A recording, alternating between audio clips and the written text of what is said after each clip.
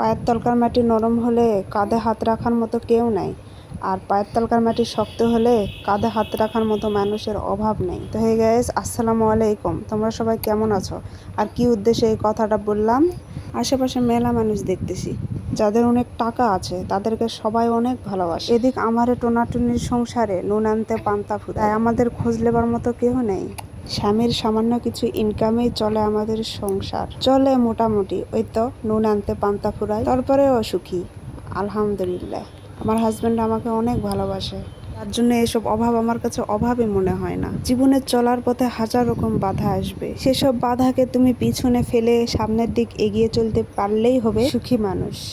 আমি আমার মতো করে চলি, হাজারো অভাবের মাঝে স্বামীর হাতটা ধরে। বেঁচে থাকার নামই হলো চিরন্তন বন্ধন, আর অভাব দেখে পালিয়ে চলে গেলে তাকে বলে টাকার প্রতি লোভনীয় বাসন। ছোট থেকে অনেক কষ্ট হয়ে মানুষ হয়েছি, এর জন্য এই স্বামীর সংসারের অভাবকে কিছুই মনে হয় না। তবে আমার বিশ্বাস, যদি আল্লাহ আমাকে বেঁচে রাখে তাহলে অবশ্যই আমি ভালো কিছু পাবো। একদিন আমারও অভাব কেটে যাবে, কিন্তু সেই দিনটা যে কবে আসবে তা জানি না।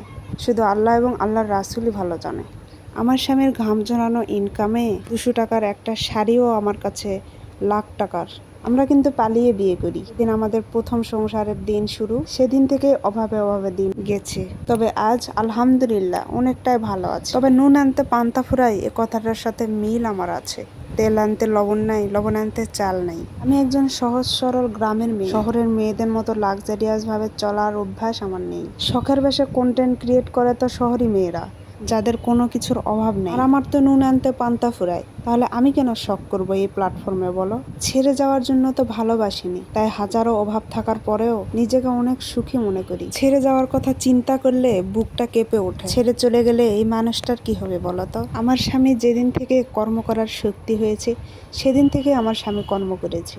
ভালো একটা খাট, বিছানা কিছুই ছিল না তাদের, এমনকি নিজস্ব কোনো ভিটাও ছিল না। তাহলে অবশ্যই বলবা, ভিটা ছিল না তাহলে থাকে কোথায়? থাকতো তারা নদীর চরে।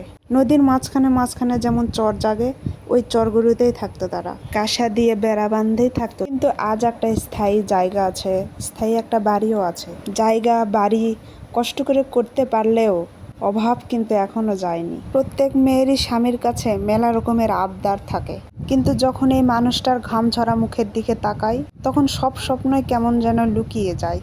কিছু খেতে মন গেলেও বলতে ইচ্ছে করে না। এক কোমর মাটি খুঁড়লেও একটা টাকাও পাওয়া যায় না। আর 10টা টাকা ইনকাম করতে কত যে কষ্ট, সেই কষ্টের 10টা টাকা এক নিমিষেই গিলে ফেলবো। ইচ্ছে থাকলেও ইচ্ছেটাকে বিলীন করে দিই, শুধুমাত্র স্বামীর মুখের দিকে তাকিয়ে। মায়া, ভালোবাসা এসব কিন্তু খুব খারাপ জিনিস। মানুষ বলে অভাবে নাকি ভালোবাসা জানালা দিয়ে পালায়, তো আমি মনে করি অভাবই ভালোবাসা যোগায়। মায়া, ভালোবাসা এগুলাতেই তো আটকে রাখে বন্ধনকে। অভাব কেমনে পারে বলো সেই বন্ধনকে ছিন্ন করতে?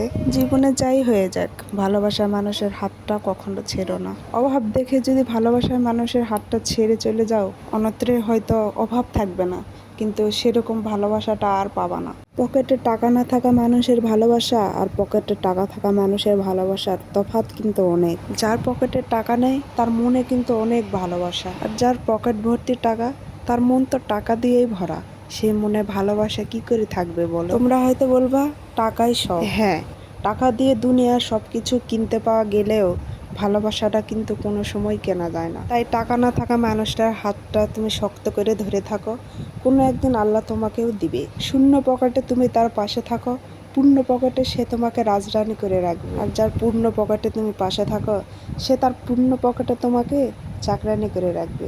হ্যাঁ ভাই, এটাই বাস্তব।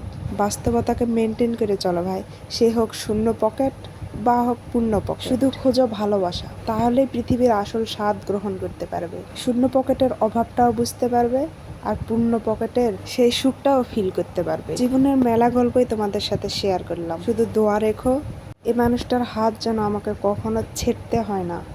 ভালো থাকো, সুস্থ থাকো, আল্লাহ হাফেজ।